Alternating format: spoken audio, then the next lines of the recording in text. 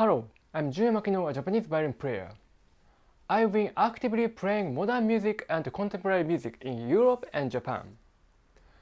I would like to share you the history of 20th century music. This is going to be a series, and today I focus on the decade from 1990 to 2000. So let's take a look at the 10 years from 1990. The biggest event in the 1990s, as seen from 2021, is probably the internet lifted.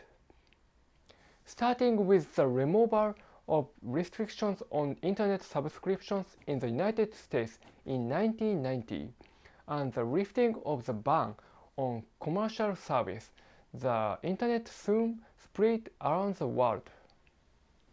In Japan, 1995 is called the first year of the internet because the number of users has increased rapidly since then.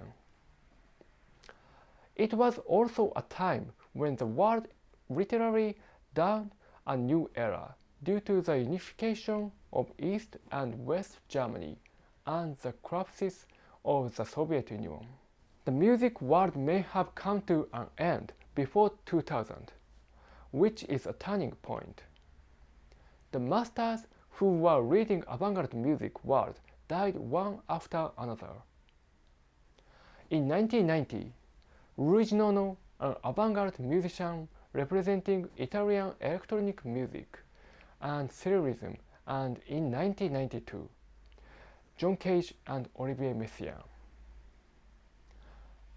In 1995, Korea's great composer Isang-yoon. In 1996, Japan's leading composer Toru Takemitsu. In 1998, Alfred Shinitoke from Soviet Union and Grisey, the founder and the spectral music. From 1990 to 2000, when the musicians who laid the foundation for contemporary music in each country died, each of the music they built has its own distinctive characteristics. Until 20th century, it was possible to put together the music of each era, such as Baroque music, then classical music, Romantic music, then Impressionism. Something like that. Of course, in a rough way, but 20th century music, especially after the war, is very difficult to do categorizes. Unlike the history of Western music, where the style of music has been determined by one aesthetic idea, music is endlessly subdivided. It's not as simple as which is a mainstream and which is side stream. So to speak, small music is coexisting all over the world. So let's take a look at the musical characteristic of the musicians who have died in the last 10 years. Luigi Nono, electronic music. John Cage, the music of chance. Messiaen, a fusion of Catholicism and modern expression. Isang-yoon and Toru Takemitsu, a fusion of the West and East. Shinitoke, polystylistic music. Grisey, spectral music. All are small music with avant-garde style. In contrast to these, from around 1990, music called prayer music or hearing music came out as the music that differentiated such avant-garde music. Typical composers include Arvo Pärt, John Tavener, and Gia Cancelli. Around this time, people liked Gregorian chant, and Gretzky's symphony of slow flow songs was ranked on the pop charts. These are the reasons why music has emerged. Then, what kind of music is the prayer music and hearing music? Here I introduced Litany, which was composed by Pelt from 1994 to 1997. Pelt was born in Estonia in 1935, although Estonia was in its infancy as an independent republic when Pelt was born. It was placed under the control of the Soviet Union in 1940 due to the German-Soviet non-aggression treaty. After that, Estonia remained part of the Soviet Union for 54 years, except for a period of time when it came under the control of Nazi Germany. So, the musical influence from outside the Soviet Union was almost non-existent, and the only available items were illegal tapes and scores. So when Pelt was young, he was not heavily influenced by Western avant-garde music. This litany was composed for the Oregon Bach Festival. Pelt composes this in a monastery. Monastery is a place of prayer where monks take turns praying day and night. This music is truly prayer music. I'll put a link to the piece in the summary, so please listen to it. You can maybe feel that music that touches your heart is something like that. There are several other important works written during this period. One of them is the Helicopter String Quartet, composed by Stockhausen. The piece has a very special playing method and listening style. Each member boarded 4 helicopters separately, and the situation was broadcasted to the theater on each of 4 monitors. Eventually, helicopter takes off. Each performer puts a headphones and plays his part, relying solely on time clicks.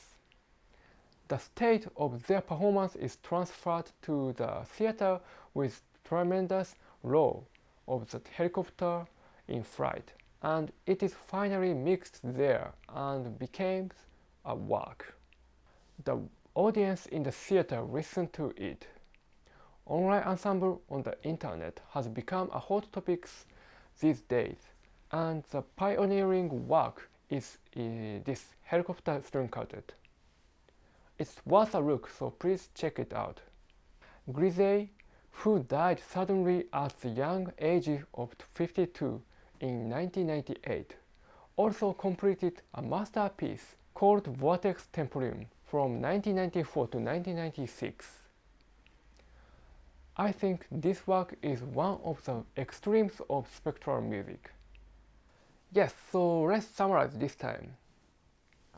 The decade from 1992 to 2000 marked the dawn of a new era in the world with the birth of internet and the end of a long battle between capitalism and socialism. Along with that, the musicians who led the 20th century died one after another, which made us feel the end of an era. Among them, works that anticipate the current music world, such as Helicopter String Quartet, have begun to be composed, and the emergence of the 21st century music has been seen. That's it. So finally, let us conceive this 20th century music history series. In this 20th century music history series, we have focused on music originating in the West for 100 years from the first episode to this final episode. Tonality music, which lasted for 300 years, began to break down before World War I, the first worldwide war in human history, and new music emerged with fascism. In reaction to that, music with a nostalgic style came out, and the country of the United States has hegemony, laying the foundation for popular music that overflows in the present world. After World War II, the binary opposition between capitalism and socialism became the center of the world, and with globalization, the theory and style of Western music spread all over the world. Western music has produced a great deal of music while fusing with the music of each country. One big example is that avant-garde music composers create film music for Hollywood movies. From around 1990, with the spread of the internet, various music was introduced and consumed at a dizzying pace under the international economic market. It will accelerate it more and more now in the 2020s. How will music changes in the future world, where consumer capitalism will accelerate it further? Or, on the contrary, the so-called avant-garde music that cannot be understood by listening to the music that is being born now may foresee our future.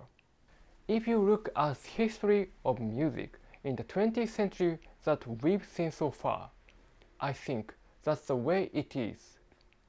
Music, art, and performing arts are more than just entertainment for consumers. They are the sharpest sensors in human society that sense the sign of the world. In ordinary everyday life, great works of art are often referred to as what is useful. That's quite right impression, and it's music and art that sense the world where common sense breaks down. In this series, I have focused on the relationships between history and music. Listening to and enjoying music is of utmost importance, and that's everything. But why did the composers compose such a work? What was the state of society when this work was born? If you have those curiosities, you will be able to see a new world and enjoy music even more. I hope this series will be one of the simple guides for you to come into contact with 20th century music. On my YouTube channel, I continue to upload videos focusing on contemporary music, so if you are interested, please subscribe to the channel. That's it for the final episode of the 20th Century Music History series. Thank you so much for listening and watching this video, and see you soon.